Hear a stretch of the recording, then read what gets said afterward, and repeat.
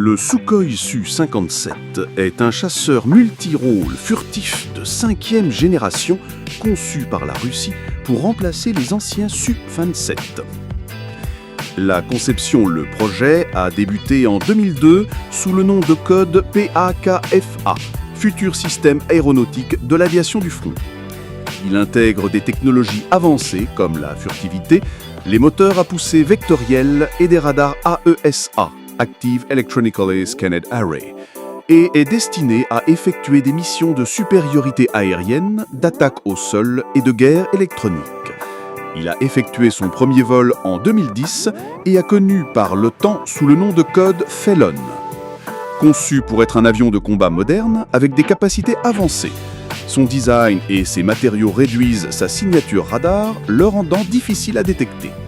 Grâce à ses moteurs à poussée vectorielle et sa conception, il offre une grande agilité en vol.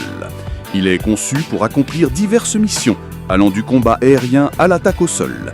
Il intègre des systèmes comme les radars AESA pour une meilleure détection et des systèmes automatisés pour aider le pilote. Il peut être utilisé pour guider des escadrilles de drones de combat. Le développement a été marqué par des défis, notamment l'achèvement de son moteur définitif, le moteur ISD-30. On ne peut pas parler d'un chasseur sans parler de son armement. Le Su-57 russe est armé d'un canon de 30 mm et peut transporter une variété de munitions dans ses compartiments internes pour maintenir la furtivité.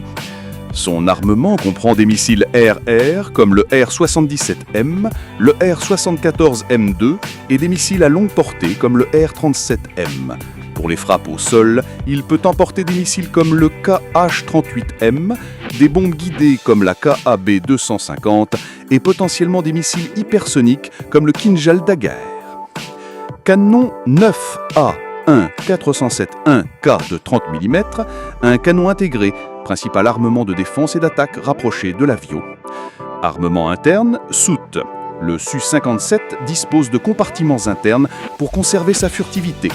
Mission air-air, la baie principale peut contenir plusieurs missiles air-air. Missiles à moyenne portée comme les R-77-1, RVVSD. Missiles à longue portée comme les R-37M, RVVBD. Missiles à courte portée comme les R-14M2 dans les baies latérales. Mission air-sol, il peut emporter des missiles air-sol. Des missiles tels que le KH-38M, KH-58USK et KH-59MK2. Des bombes guidées, notamment la KAB-250, et potentiellement des missiles hypersoniques comme le Kinjal Dagger.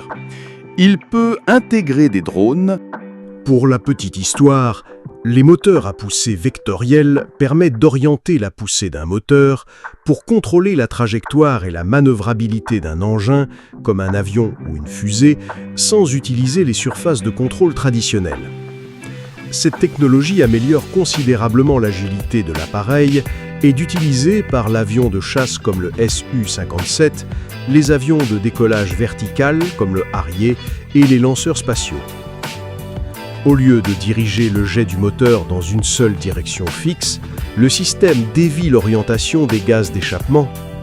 Cela peut être accompli en orientant les tuyaux du moteur, comme l'a fait le moteur Rolls-Royce Pegasus, ou en déviant la poussée par d'autres moyens, comme les nacelles des moteurs du Harrier et d'autres.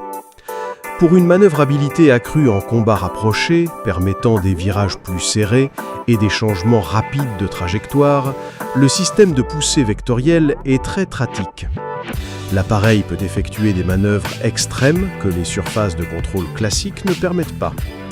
Améliore la manœuvrabilité à basse vitesse ou à faible altitude, là où l'air est moins dense.